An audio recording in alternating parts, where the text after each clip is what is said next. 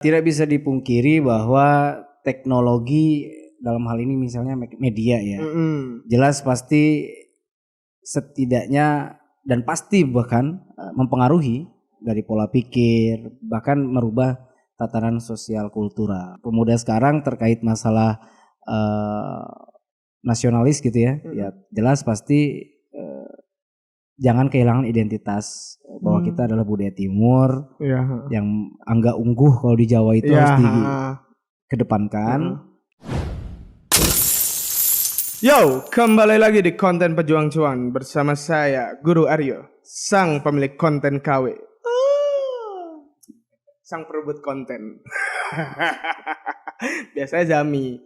Kenapa kok saya? Kalian pasti bertanya-tanya. Karena di episode kali ini kita akan membahas pendidikan yang pastinya sangat erat dengan saya. Terlihat dari tutur kata dan cara saya berbicara kan saya sangat berpendidikan banget gitu. Oke, kali ini kita sudah mengundang dosen dari Politeknik Jember, ya kan? Politeknik Negeri Jember. Kita sudah mengundang dosen. Langsung saja ya guys ya, kita sambut tamu kita kali ini, Mas Gary. Tepuk tangan dong. Biar meriah dikit. Siap, Mas Rio, terima kasih. Aduh, gimana kabarnya Mas Gary? Alhamdulillah baik, Mas Rio. Gimana sebaliknya? Waduh, saya baik banget. Alhamdulillah. Oke. Bisa diperkenalkan Mas? Iya, oke. Sebelumnya saya terima kasih ya, Mas Rio udah diundang untuk acara podcastnya. Apa namanya podcastnya tuh? Pejuang Cuan. Oh, Pejuang Cuan gitu kan. Yeah. Terima kasih ya udah diundang. Terima kasih sama-sama. Ya, memperkenalkan kepada pemirsa ataupun mungkin penonton dari channel ini, nama saya Gary Barnasa Putra. Saya salah satu dosen atau pendidik serta akademisi dari Politeknik Negeri Jember yang ada di Kabupaten Nganjuk. Oh iya. Ya. Ini kayak ceritanya kayak cabangnya dari Jember, makanya di Nganjuk. Ya. Ya. Nah sekarang nih lagi sibuk apa Mas Gary? Ya seperti biasa, seorang pengajar atau seorang dosen nggak jauh dari dunia mengajar ya. Selain mengajar ada kegiatan penelitian, ada pengabdian kepada masyarakat, dan juga ada beberapa pekerjaan yang kaitannya masih tetap di pendidikan, buat buku. Tapi semua buat masih on proses lah ya. Oh iya, buat buku. Dosen kan harus bikin buku ya. Ya, betul. Kira-kira begitu. Skripsi saja kalian malas, apalagi buku. Mas Gary ini kalau boleh tahu matkulnya apa yang diajari? Saya kebetulan mata kuliah yang saya ampu di Politeknik Negeri Jember Kampus 3 ya, atau PSDKU Kampus 3 Nganjuk ya. Itu sebelumnya saya mungkin ingin memperjelas dulu ya terkait dengan politeknik yang ada di sini. Iya, boleh. Sebenarnya Politeknik Negeri Jember itu membuka cabang, dulu namanya Akademi Komunitas, sekarang menjadi berganti program namanya PSDKU. Singkatan dari program studi di luar kampus utama. Nah, di Kabupaten Nganjuk sendiri itu adalah Kampus 3. Kampus 3. Ya, karena sebelumnya itu ada di Bondowoso, ada di Sidoarjo, kampus 4-nya, kampus 3-nya ada di Kabupaten Nganjuk.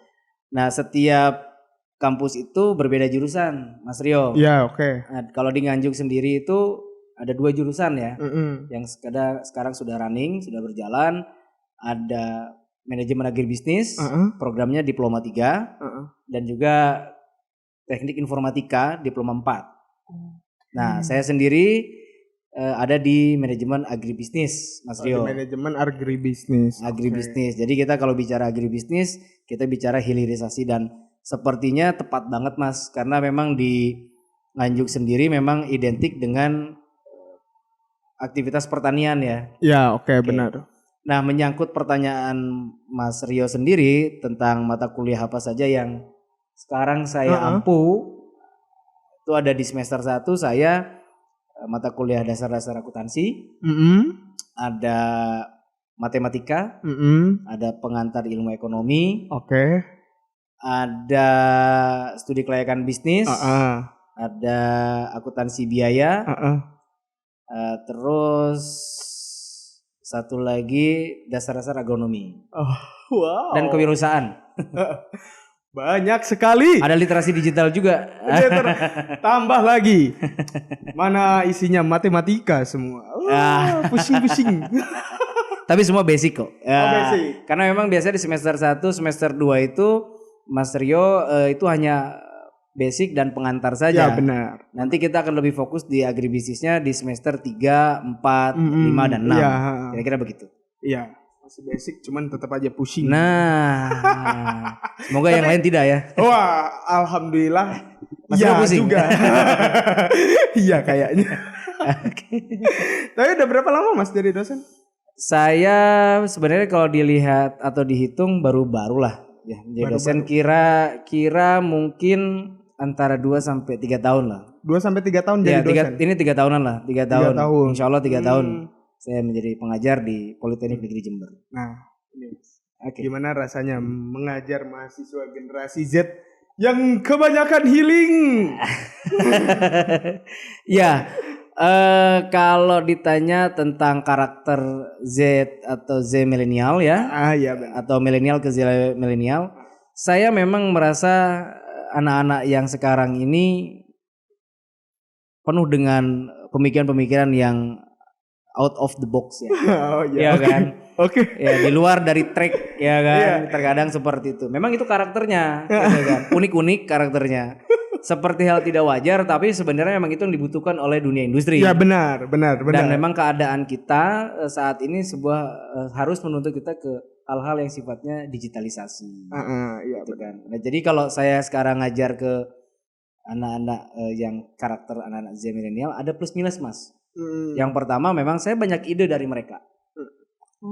Banyak banget ide yang bisa saya peroleh dari mereka. Justru karena sekarang sistem pembelajarannya diharuskan untuk student learning, artinya adalah mahasiswa sebagai objek secara tidak langsung ya, objek untuk pembelajaran kita terkait dengan mata kuliah, tidak lagi klasikal pada umumnya.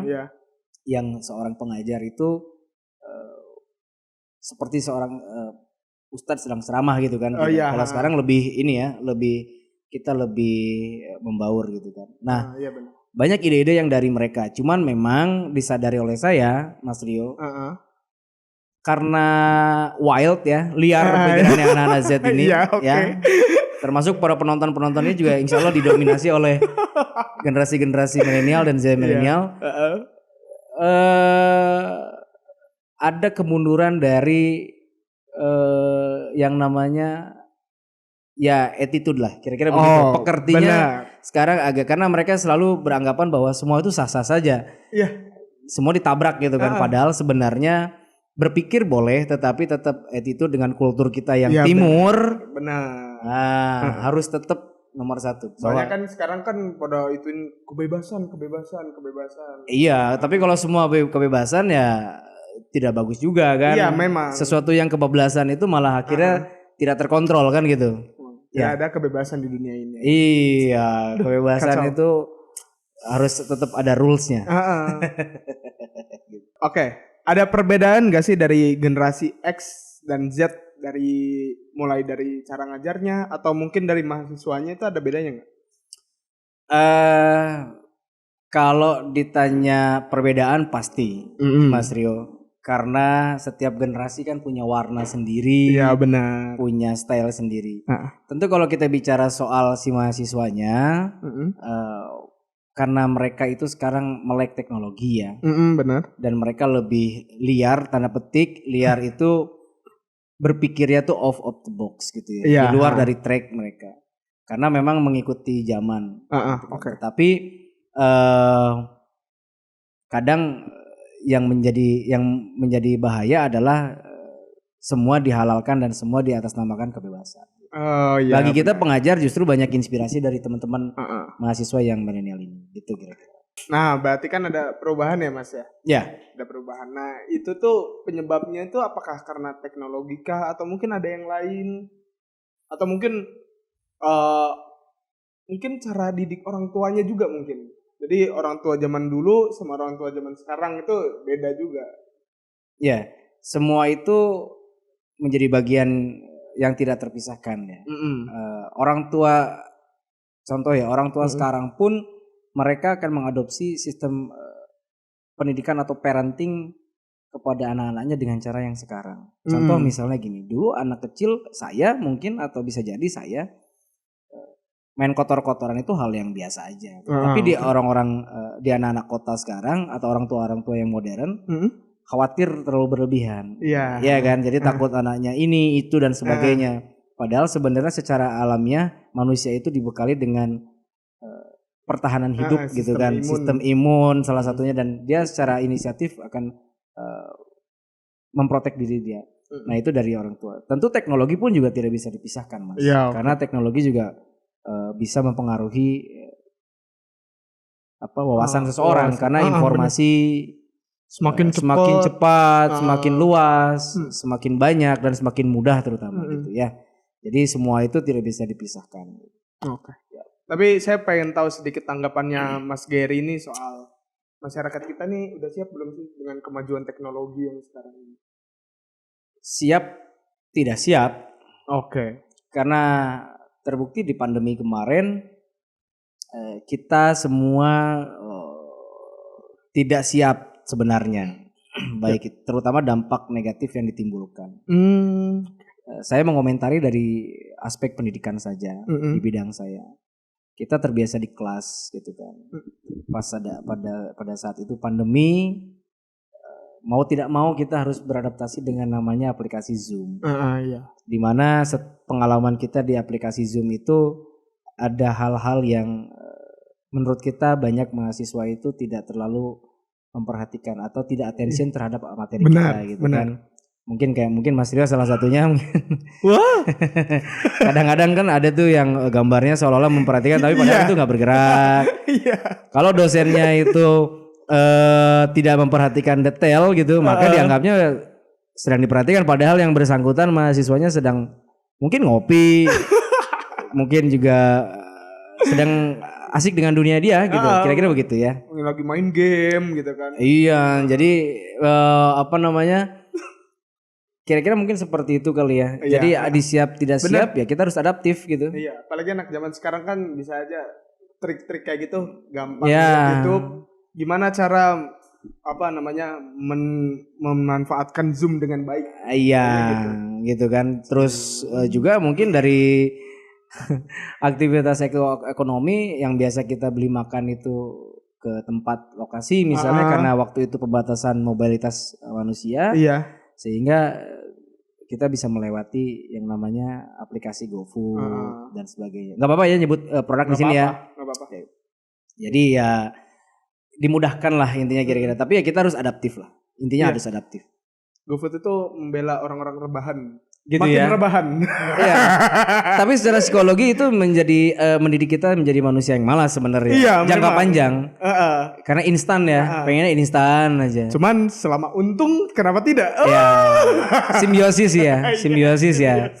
Ya, simbiosis. Mungkin itu untuk orang-orang yang capek habis kerja. Ya, kita juga nggak bisa menyalahkan sih. Iya, betul. Oke. Kita sekarang break dulu. Minum dulu, ngopi dulu. Siap. Selesaikan di secangkir kopi ya. Rokok dulu. Siap lagi ya. Oke, sekarang kan ini zaman udah berubah ya. Iya. Terus banyak banget yang ngalamin perubahan gitu ya. Karena itu tuh apakah sosial media dan kemajuan teknologi yang sekarang itu mempengaruhi begitu besar? Iya, tidak bisa dipungkiri bahwa teknologi dalam hal ini misalnya media ya. Jelas pasti setidaknya dan pasti bahkan mempengaruhi dari pola pikir, bahkan merubah tatanan sosial kultural ya. Yang tadinya kita ngobrol sesama teman, ya kan asik, tiba-tiba si A dengan si B ini kasihkan main handphone, temennya mau cerita apa dia nggak? Itu contoh yang paling real lah, yang mungkin bisa kita, tanpa bermaksud saya fanatik dengan games, tidak. Tapi ini kita lihat dari hasilnya kan, itu kan. Atau TikTok, kadang-kadang saya melihat fenomena TikTok itu ya mungkin entertain lah itu, tetapi kadang saya melihat di beberapa aplikasi gitu ya, biasanya kalau di YouTube tuh suka ada reels kayak gitu ya, short video, kayak gitu ya. YouTube Shorts. Ya YouTube Short gitu ya istilahnya. mereka sudah di luar nalar menurut saya gitu. Aktivitasnya kadang-kadang ya kan yang menurut saya live mandi lumpur itu ada. Ya itu mungkin cara mereka mengekspresikan. Nah, itulah karakter yang anak-anak sekarang ya. Kalau dulu kita kan atau mungkin orang-orang zaman dulu bisa jadi untuk melakukan hal itu di depan umum kan berpikir 2 kali. Iya benar. Kalau sekarang kan memang bagaimana caranya mereka mendapatkan attention, perhatian dari orang lain, salah satunya melalui media sosial gitu. Nah itu kira-kira sehingga kalau tadi pertanyaan Mas Rio berpengaruh jelas, pasti. Ya yang anak zaman sekarang kan TikTok kan udah pada joget papi culo. Ya gitu kan. Sebenarnya itu joget-joget yang cukup menantang gitu kan. Menantang dan menguji iman dan imin misalkan gitu kira-kira ya. Menguji. Tapi kalau besar ya. Ya, kalau TikToknya besar. Ini tolong ya teman-teman nanti yang netizen nonton ini jangan ditelan mentah-mentah omongan saya. Ini hanya untuk merefleksasi aja. Harus kuat kolbunya. Nah, saya pengen tahu nih tanggapannya Mas Gary soal orang-orang yang rebahan, tidur, terus habis itu berak, main game, udah tidur lagi. Itu maksudnya itu kegiatan saya ya. Ya, itu tanggapannya Mas Gary. Iya, betul. Ini tentang kejujuran pengakuan ya berarti ya. Wow, memang. Iya. Kalau saya lihat kita tidak bisa juga menjustifikasi ya bahwa mereka adalah orang-orang yang pemalas, tidak juga. Mereka punya aktivitas yang memang dia butuhkan gitu kan. Karena ada sebagian orang yang mencari kehidupan, mencari status sosial, mencari rezeki mungkin dari situ ya. Terlepas dari perspektif lingkungan akan melihatnya seperti apa, tapi ya kita harus berpikir secara open mind ya, terbuka aja gitu kan. Hanya memang ya kembali lagi itu bahwa karakter anak-anak yang milenialis gitu ya dan Z milenial gitu ya, bahwa mereka terlihat seperti rebahan tetapi sebenarnya mereka sedang melakukan sesuatu gitu. Ya, baik dan buruknya mereka yang tahu gitu kan. Ya. Kira-kira gitu. Jadi ya bisa jadi mereka itu rebahan tetapi sedang melakukan pekerjaannya mereka gitu kan. Ada beberapa profesi itu yang juga perusahaan industri itu kan juga membutuhkan tenaga-tenaga yang seperti konten kreator. Iya benar. Ya saya nggak menjustifikasi yang tadi TikTok contohnya tidak, tapi memang itu juga dibutuhkan di beberapa industri. Kita menyadari itu, saya menyadari itu juga. Gitu kan. Tapi memang anak zaman sekarang kan saya ngeliat statusnya teman saya biasanya. Itu udah ngeri-ngeri banget udah statusnya tuh grafik-grafik investasi. Gitu ya. Udah quotes-nya tuh udah menabung itu adalah peribahasa kolot. Sekarang itu zamannya investasi. Kalau ada uang diinvestasiin. Iya, celakanya kalau investasinya tidak tepat. Iya, gitu kan. Kalau di binomo. DNA ya, binomo gitu ya.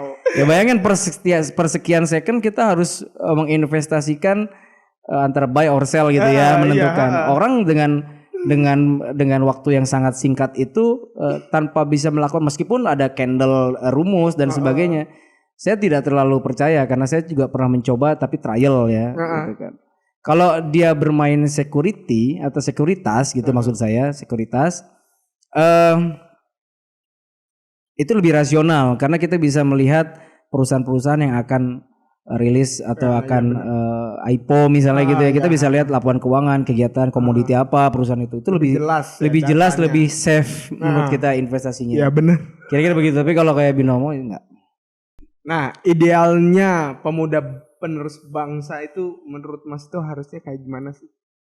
Ideal itu perspektif saya ya berarti ya, bukan perspektif teman-teman. Mungkin barangkali nanti ketika netizen melihat video ini atau menonton video ini barangkali ada yang tidak setuju, itu hal yang normal buat saya kan gitu kan. Tapi kalau ditanya bagi saya idealisme itu adalah atau yang idealnya pemuda sekarang terkait masalah nasionalis gitu ya. Ya jelas pasti jangan kehilangan identitas bahwa kita adalah budaya timur yang angga ungguh kalau di Jawa itu harus dikedepankan. di atas kebebasan hal apapun itu ya, gitu kan. Tetap kita harus menghargai budaya yang sudah menjadi identitas kita. Dan yang kedua Pancasilais, nasionalis gitu kan. Dan kita bagaimana mengaplikasikan butir-butir Pancasila itu ke dalam kehidupan kita sehari-hari. Saya harus tahu bagaimana cara menempatkan diri. Kira-kira ya begitulah, lebih tepatnya seperti itu. Oke. Ini kan kita kayaknya udah melenceng jauh banget ya. Oke. Kembali lagi ke profesinya Mas Gary sebagai dosen. Aduh. Dulu cerita bisa jadi dosen gimana, Mas? Itu long story sekali ya, cerita yang sangat panjang, tapi saya akan coba short story ya. Iya, oke. Ya intinya sebenarnya bagaimana saya pada akhirnya bisa menjadi seorang pendidik gitu ya. Dalam hal ini adalah dosen. Sebenarnya dulu itu memang sudah saya niatkan, memang saya ingin menjadi pendidik, terlepas nanti jadi guru ataupun jadi dosen sebenarnya. Dan yang kedua prosesnya itu ya tentu kita harus kuliah. Dan waktu itu ya qadarullah saya mendapatkan kesempatan untuk mendapatkan beasiswa di program S1-nya dan juga kebetulan extend ke S2. Dan saya pertama melanjutkan pendidikan di strata 1 itu di Politeknik Negeri Jember. Oke. Iya. Lalu extend lagi di kampus yang sama. Dan sekarang juga setelah saya melanglang buana setelah lulus di strata 1 atau diploma 4 itu, ya saya pada akhirnya melanjutkan studi di Pascasarjana Politeknik Negeri Jember, kembali lagi ke Jember, dan sekarang mengabdikan lagi ke Politeknik Negeri Jember, ke alma mater saya. Jadi kalau saya sampaikan panjang kayaknya mungkin durasinya nggak cukup, tapi kira-kira seperti itu lah. Berawal dari cita-cita. Iya, itu biar singkat ya Mas. Ya. Tapi jadi dosen ini profesi utama apa sampingan Mas? Utama. Oke. Nah, ada nggak sih keluh kesahnya jadi dosen? Banyak sebenarnya ya. Ini seru nih. Banyak ya. Menjadi dosen itu sungguh banyak tantangannya. Jadi kalau teman-teman di sini ada yang punya mimpi menjadi seorang pendidik atau dosen ya terutama, atau juga yang sedang melanjutkan pendidikan pasca sarjana ingin menjadi dosen, tentu ini menjadi salah satu referensi. Kalau kesahnya mungkin ketika misalnya kita ya setiap profesi itu kan pasti ada konsekuensi. Benar. Ada tugas yang harus ditunaikan. Dosen tidak hanya mengajar. Ada kegiatan penelitian, pengabdian, terus membuat sebuah buku, baik itu buku pengajaran ataupun buku-buku yang biografi gitu ya. Ya oke. Gitu kira-kira. Nah itu merupakan sebuah tuntutan atau yang dikenal dalam dunia pendidikan atau akademisi Tridharma Perguruan Tinggi. Oke. Nah itu apa ya, bisa dikatakan beban itu kalau akumulasi menjadi salah satu ya kita bisa katakan ada waktunya burn out ya gitu ya, stres gitu ya. Wah gila. Benar. Tuntutannya yang banyak dan sebagainya, tapi itulah konsekuensi dari pilihan. Terus yang kedua mungkin ketika kita mengajar itu kita kan bertemu dengan banyak karakter. Mahasiswa itu kan tidak bisa kita samakan. Kemampuan berpikir, kemampuan intelijensi manusia itu berbeda, Mas Rio, gitu kan. Tentu di situ kita harus ada treatment tertentu jika kita menemukan mahasiswa atau individu-individu yang memiliki karakter yang perlu kayaknya diberikan pembinaan khusus, gitu kan, ataupun pembinaan berlanjut, gitu ya. Jadi ya kadang kita memang harus ekstra sabar sih, meskipun kita juga dosen itu kan profesi, tetapi kembali lagi kita juga manusia sih sebenarnya. Gitu. Selayaknya manusia normal juga terkadang ya karena tadi tuntutannya yang mengajar, penelitian, akhirnya itu terbawa kadang-kadang. Tapi kita bagaimana tetap berusaha untuk karena kita dibekali pendidikan yang cukup, harus kita memiliki kemampuan untuk manage emosional kita, supaya ketika mendapatkan mahasiswa yang saya nggak bilang nakal, tapi saya bilang unik, kita bisa menempatkan bahasa meskipun ya kadang-kadang anak sekarang tuh nggak bisa dikerasin kayak zaman dulu intinya gitu ya. Benar, harus hati ke hati kalau konseling itu ya. gitu. Jadi kalau ngobrol tuh harus kita cari mana nih titik yang paling dia lemah gitu kan. Nah itu dosen tuh juga bukan hanya memiliki kemampuan komunikasi verbal dan komunikasi nonverbal yang baik, tetapi juga dia secara emosional harus stabil.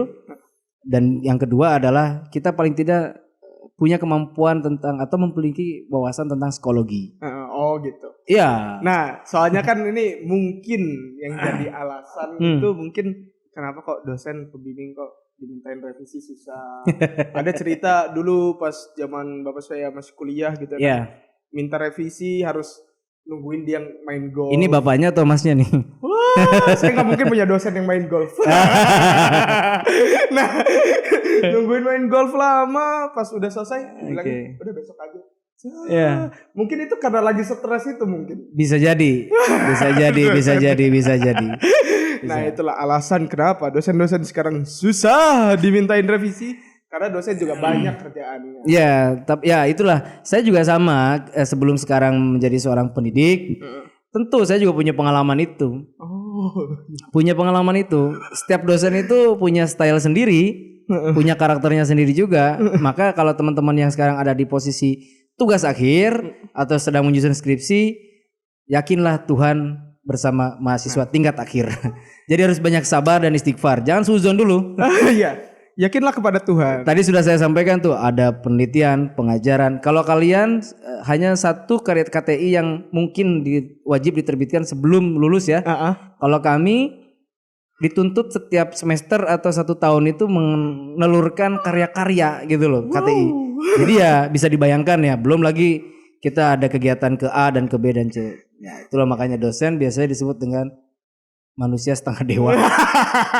Belum jadi dewa. Tapi ya itu hanya saya aja yang bilang tadi. Dewanya Menteri Pendidikan. Ya gitulah. Makanya kalau kalian menghadapi dosen seperti itu ya bahasa yang mungkin klise terdengarnya yaitu berdamai dengan waktu. Oke. Gitu. Oke, Mas. Ya, ini kita masuk ke pertanyaan yang agak sensitif. Oke. Soal money, kebanyakan soal sensitif. Ya. Oke. Ini bisa di-spill nggak? Penghasilan sebagai dosen di Politeknik Negeri itu berapa? Kalau penghasilan mungkin angka more and less lah ya. Saya bilang more and less. Iya. Kurang dan lebihnya mungkin di bawah 5 juta tapi di atas 3 juta. Gitu kira-kira gitu. Itu untuk basic salary ya gitu kan. Tetapi kita juga diberikan kesempatan untuk menambah pendapatan kita tapi tidak gratis karena itu ada yang harus dikerjakan. Tapi sifatnya itu hanya tidak reguler ya. Kayak misalnya kayak kita buat buku panduan dan sebagainya. Itu ada uang lelahnya. Ada koinnya maksudnya ya, ada koinnya. Karena koin itu harus memotivasi kita maksudnya. Bentar, maaf ya Mas. Ya. Ini tapi dosen ada perbedaan gaji nggak antara dosen swasta dan negeri itu? Tentu pasti ada karena dari status pun kalau kita bedakan gitu ya, ada istilahnya perguruan tinggi negeri dan juga ada perguruan tinggi swasta ya, PTS ya dan PTN. Tentu saya menilai bahwa punya perbedaan atau ada perbedaan. Berapa kisaran saya kurang paham juga gitu kan, dan cara menentukannya juga kurang paham ya. Karena saya selama ini punya teman-teman di swasta pun tidak pernah bertanya hal itu. Karena itu private ya istilahnya. Iya benar. Tapi yang jelas pasti ada perbedaan karena yang menentukan adalah yayasan atau si perguruan tinggi swastanya tersebut. Ya. Kalau kita semua sudah diukur berdasarkan anggaran karena kita kan negeri ya. Ya kita harus menerima karena ingat ya teman-teman, kalau teman-teman mau kaya jangan jadi dosen. Kalau finansial. Iya. Tapi kalau jadi wawasan, kaya dengan wawasan, mungkin ini jadi salah satu cara untuk teman-teman netizen ini memperkaya pikiran dan wawasan, gitu ya. Iya, tapi ya mungkin bisa dilihat kalau mau gajinya baik mungkin jadi dosen di Unpar atau di BINUS, itu mungkin. Karena bosnya kan orang-orang Cina. Gitu ya. Kaya-kaya. BINUS. Sepertinya saya mau mencoba deh kayaknya. Ada relasi nggak Mas? Wah, bisa ya. Tapi gajinya Mas ini udah cukup buat mencukupi keluarga? Alhamdulillah ya, saya mensyukuri apa yang diberikan oleh Allah ya. Kita harus mensyukuri apapun itu. Meskipun memang kalau kembali ke pertanyaan yang tadi yang barusan itu, cukup atau tidak? Kita kan manusia ya. Relatif. Benar, relatif. Kalau saya bilang cukup, ya kalau kebutuhan manusia ini kan berbeda. Ya kan, apalagi seperti saya sudah berkeluarga, selalu pasti ada aja yang dibutuhkan. Iya benar. Tapi ya kuncinya bersyukur aja dan yakin aja lah. Oke. Kalau kurang cukup ya coba untuk punya side job atau side business gitu kan, seperti misalkan buka usaha. Dan itu sudah saya lakukan. Oke. Setelah yang kita bahas ini, apakah Mas Gary mencintai pekerjaan? Oh sangat, I lovely my job. Sangat cinta, walaupun nulis banyak tuntutan gitu. Iya, saya mencintai pekerjaan ini seperti saya mencintai istri saya dan keluarga saya. Iya, saya juga cinta istri. Karena di video. Sorry ya Ma. Enggak bercanda ya betul. Enggak jadi. Enggak.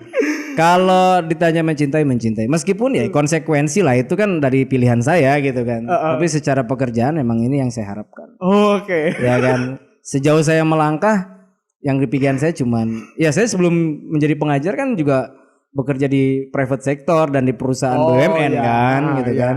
Tapi ya tetap di pikiran saya pekerjaan yang bisa merubah mindset kan ini. Oke. Karena kalau kerja di private sector, pengalaman saya itu sudah by system. Gitu. Kita nggak bisa improvisasi berdasarkan apa yang kita harapkan. Ini cuma referensi buat teman-teman aja ya, tanpa bermaksud menjelek dan tidak ya. Saya nggak bilang itu. Cuman ini pengalaman saya. Kalau swasta kan sudah ditentukan oleh ownernya. Benar. Kalau kita kan kampus memberikan keleluasaan sekali kepada kita sebagai pengajar. Contoh misalnya. Politeknik Negeri Jember dengan Politeknik Negeri Jember yang ada di kampus Nganjuk ini, kita diminta dosen-dosennya itu justru mengangkat kearifan lokal. Oke. Ya, tapi secara kurikulum kita tidak boleh membedakan. Mutlak kita mengikuti sana. Hanya saja kita boleh diperkenankan untuk improvisasi. Kira-kira begitu. Jadi saya cinta pekerjaan saya. Nah, rencana selanjutnya apa nih Mas? Dalam hal apa nih? Dalam hal pekerjaan dong. Oh, saya kira apakah saya nanti punya ya kan sunah. Kita bahas suami? Sunah. Sunah. Yang perempuan maksudnya, bukan yang laki-laki. Aduh. Oh, yang laki-laki kan wajib. Buat Mas Rio. Buat saya tidak. Oke. Rencana dalam hal apa dulu nih? Dalam hal pekerjaan. Ya tentu karena saya sekarang ada di Kabupaten Nganjuk, buat masyarakat khususnya Jawa Timur dan khususnya Nganjuk maksud saya ingin secara pribadi ingin terus mengembangkan diri dan mengamalkan kemampuan dan wawasan saya di kabupaten ini. Tentu saya tidak bisa sendiri. Teman-teman yang netizen yang melihat nanti video atau acara ini. Kalau mau diskusi-diskusi tentang hal pertanian atau mungkin hal-hal yang lain Mas Rio, kita bisa. Saya open terhadap itu. Oke. Jangan lupa kalian yang mau tambah relasi ya kan, yang mau mungkin punya relasi dosen-dosen kan, kalian pengen nilai kalian bagus. Langsung komen. Aduh, ya udah nih, terakhir nih. Oke. Wejangan untuk para penerus bangsa ini, pemuda ini. Wejangan ya. Teruslah berkarya, teruslah berproses, teruslah yakin akan kemampuan diri kita. Gitu. Sedap, Bos. Yo, tepuk tangan.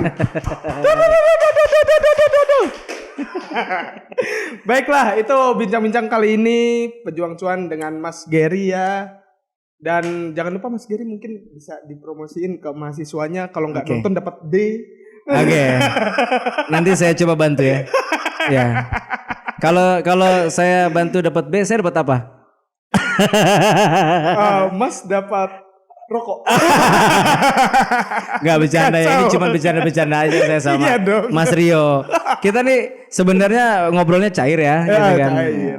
Gitu sip lah. Kalian jangan jadi punya pemikiran sendiri. Kacau. Kacau. Oke, saya sekali lagi terima kasih Mas Siap, Ferry sama-sama. udah mau datang ke Konser Siap, Pejuang Mas Rio. Cuan. Mas Rio. Siap. Sampai jumpa di episode berikutnya. Bye bye. Dadah, terima kasih. Assalamualaikum.